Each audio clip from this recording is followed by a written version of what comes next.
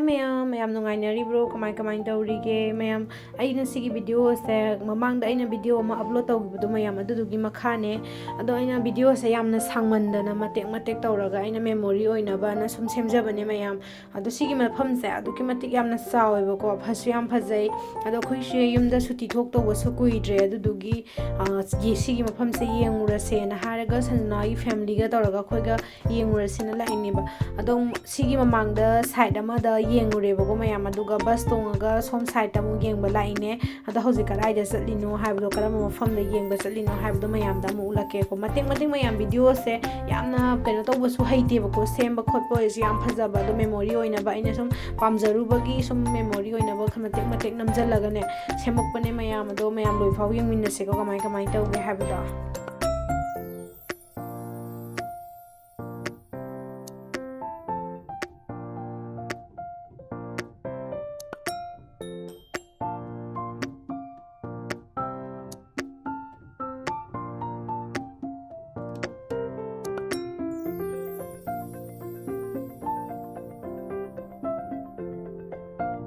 ꯃꯌꯥꯝ ꯁꯤꯒꯤ ꯃꯅꯨꯡꯗ ꯆꯪꯗꯣꯏꯅꯦꯕꯀꯣ ꯑꯗꯣ ꯁꯤꯒꯤ ꯃꯅꯨꯡꯗ ꯀꯔꯤ ꯂꯩꯒꯦꯗꯣ ꯃꯌꯥꯝ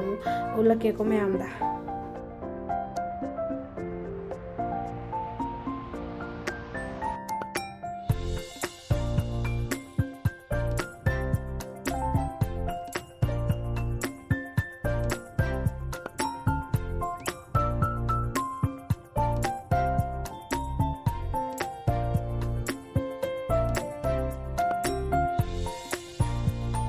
ꯃꯌꯥꯝ ꯁꯤꯒꯤꯗ ꯑꯃꯨꯛ ꯆꯪꯉꯒ ꯀꯔꯤ ꯂꯩꯒꯦꯗꯣ ꯎꯠꯂꯛꯀꯦꯀꯣ ꯑꯗꯨꯒ ꯁꯤꯒꯤ ꯃꯐꯝꯁꯦ ꯕꯥꯍꯨꯕꯂꯤꯒꯤ ꯐꯤꯂꯝ ꯁꯨꯇꯤꯡ ꯇꯧꯐꯝꯗꯣ ꯑꯗꯨꯗꯣꯅꯦ ꯍꯥꯏꯌꯦꯕꯀꯣ ꯑꯗꯣ ꯃꯌꯥꯝ ꯃꯅꯨꯡꯗ ꯌꯧꯔꯒ ꯑꯩ ꯑꯗꯨꯝ ꯚꯤꯗꯤꯑꯣꯁꯦ ꯃꯇꯦꯛ ꯂꯧꯔꯛꯀꯦꯀꯣ ꯀꯃꯥꯏꯅ ꯇꯧꯋꯤ ꯌꯦꯡꯃꯤꯟꯅꯁꯦꯀꯣ ꯃꯌꯥꯝ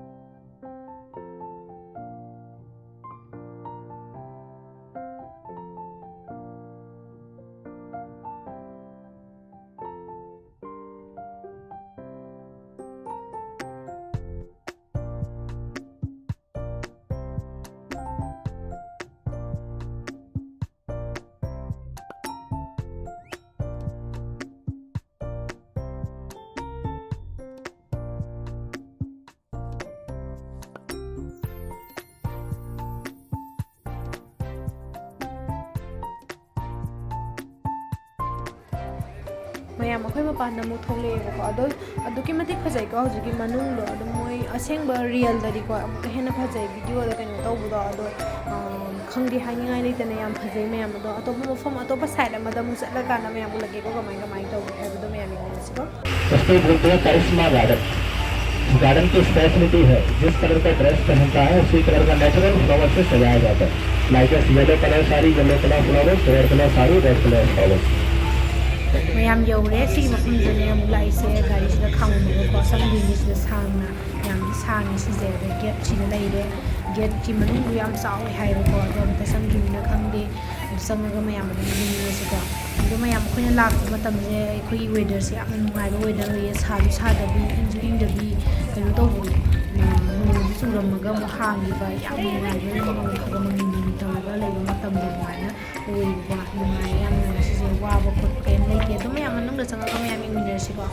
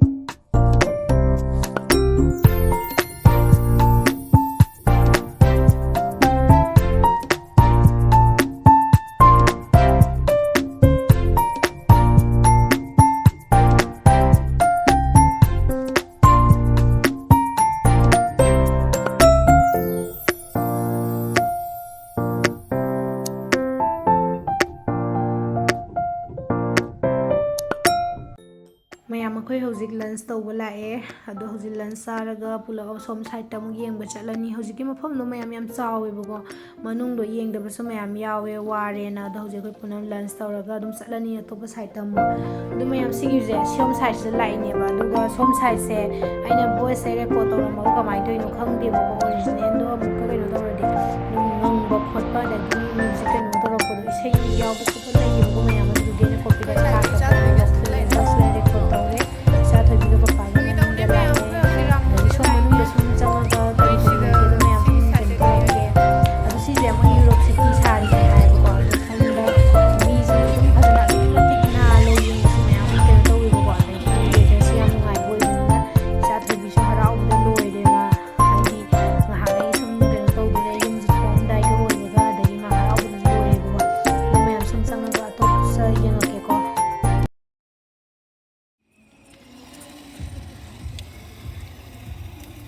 ꯊꯣꯏ ꯕꯥꯏ ꯕꯥꯏ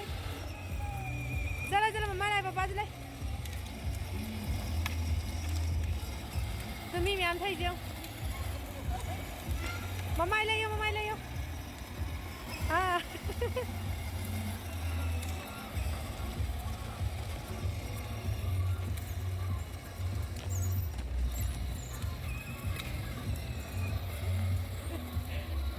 यार इधर खलो रे रुको रुको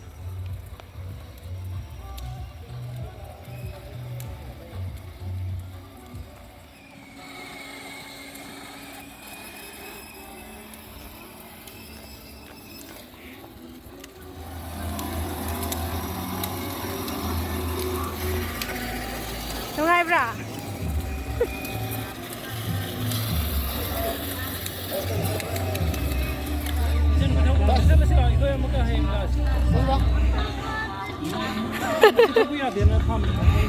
Isa nungai bra. Close tara mo. My door se close tara mo dana.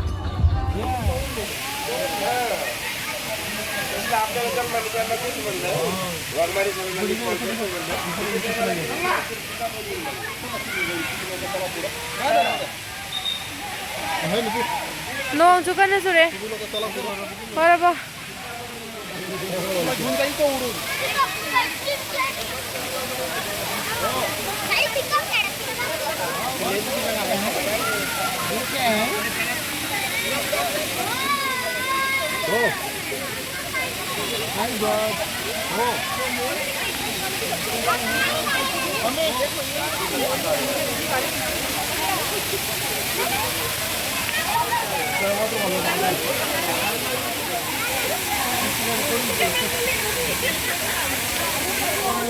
Musical era में अब म्यूजिकल एरा है तो कुछ गाना बजाना तो होना चाहिए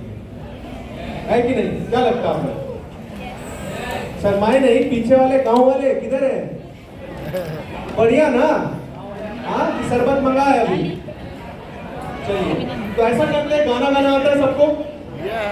हाँ कैमरामैन जरा इधर फोकस करो इधर है तो मैं गाना गाना शुरू करूंगा और हम खेलेंगे अंताक्षरी जहां से मैं खत्म करूंगा वहां से आप लोग को उठाना पड़ेगा ठीक है तैयार है ना अब रोने की बारी पहले मेरी फिर आप रोएंगे हाँ चलिए कुछ ऐसे ही दिन थे कि जब हम मिले थे चमन में नहीं फूल दिल में खिले थे mayam numit puta tarebako aduna khoi yumda hanbagi thogleke moi ngasai nungdingi view dagidi ko nungdangi view sina aduki matik hena phajawani da mayam to road side decoration tawise aduki matik phajana tawani hawjiki so do khoi nungdangi mi mayam lehoribago mayam mathang mathang ado yengbadi nangaktre adu ngaktang changammebako changam ngahak yengakkodo aduma yenge makhaja mayam lehori yengdabida dum laeba adaya somna ju manungda changbagi dus phana kuina keno tawre nong so musu gore phana kuina mu lepe adagidi ngairaga leibada ko mathfa mayam na yengbaju nangakte loirakte ba khoi yengbado adu mati yamandana ko mayam do hoji dum yengdabida hale yumda thoga dum khuphaja je mayam road ki side na kanda yengutu adugi mati phajai ko aina video se phajamandana video se nammine bogo mayam ado memory somoi hogini dana ko adudugi memory oina bana aina nambane yam phajana khotna nam haidana namba khopadi natre mayam ado ꯍꯥꯎꯕꯅꯦꯕꯀꯣ ꯃꯌꯥꯝ ꯁꯤꯁꯦ ꯑꯗꯣ ꯁꯨꯃꯥꯏꯅ ꯑꯗꯨꯝ ꯀꯩꯅꯣ ꯇꯧꯔꯒ ꯂꯩꯗꯣꯏꯁꯦ ꯑꯗꯒꯤ ꯉꯁꯤꯁꯦ ꯋꯦꯗꯔꯁꯦ ꯑꯃꯔꯣꯝꯗ ꯍꯥꯏꯔꯨꯔꯗꯤ ꯅꯨꯡꯉꯥꯏ ꯁꯥꯕ ꯏꯪꯕ ꯈꯣꯠꯄ ꯀꯩꯝ ꯇꯧꯗ꯭ꯔꯕꯅꯤ나 ꯑꯗꯨꯒ ꯅꯣꯡꯁꯤ ꯆꯨꯕꯒꯤꯗꯤ ꯑꯗꯨꯝ ꯆꯠꯊꯣꯛ ꯆꯠꯁꯤꯟꯒꯤ ꯌꯦꯡꯕ ꯈꯣꯠꯄꯒꯤꯗꯤ ꯅꯨꯡꯉꯥꯏꯇ꯭ꯔꯦ ꯒꯥꯔꯤꯗ ꯑꯗꯨꯝ ꯃꯇꯦꯛ ꯃꯇꯦꯛ ꯆꯠꯂꯦ ꯑꯃꯗ ꯑꯃꯨꯛ ꯌꯦꯡꯉꯦ ꯑꯃꯗ ꯑꯃꯨꯛ ꯉꯥꯏꯍꯥꯛ ꯌꯦꯡꯉꯝꯃꯅꯤ ꯑꯗꯒꯤ ꯅꯣꯡꯁꯦ ꯑꯩꯈꯣꯏꯒꯤ ꯆꯨꯔꯝꯃꯒ ꯑꯃꯨꯛ ꯍꯥꯡ ꯆꯨꯔ ꯑꯃꯨꯛ ꯍꯥꯡ ꯇꯧꯕꯗꯣ ꯑꯗꯨꯃꯥꯏꯅ ꯑꯗꯨꯝ ꯇꯧꯕꯒꯤꯀꯣ ꯑꯗꯣ ꯃꯌꯥꯝ ꯁꯤꯗ ꯂꯩꯔꯦ ꯒꯦꯠ ꯌꯧꯁꯜꯂꯛꯑꯦꯕꯀꯣ ꯑꯩꯈꯣꯏ ꯁꯣꯝꯗ ꯁꯤꯗ ꯃꯦꯟ ꯒꯦꯠ ꯎꯔꯦ ꯁꯤꯕꯨ ꯆꯠꯂꯅꯤ ꯑꯗꯣ ꯃꯌꯥꯝ ꯚꯤꯗꯤꯑꯣꯁꯦ ꯑꯩ ꯃꯇꯥꯡ ꯁ꯭ꯋꯥꯏꯗ ꯂꯣꯏꯁꯤꯜꯂꯒꯦ ꯃꯊꯪ ꯑꯅꯧꯕ ꯚꯤꯗꯤꯑꯣ ꯑꯃꯨꯛ ꯄꯨꯗꯨꯅ ꯂꯥꯛꯆꯒꯦ ꯃꯌꯥꯝ ꯕꯥꯏ ꯕꯥꯏ ꯃꯌꯥꯝ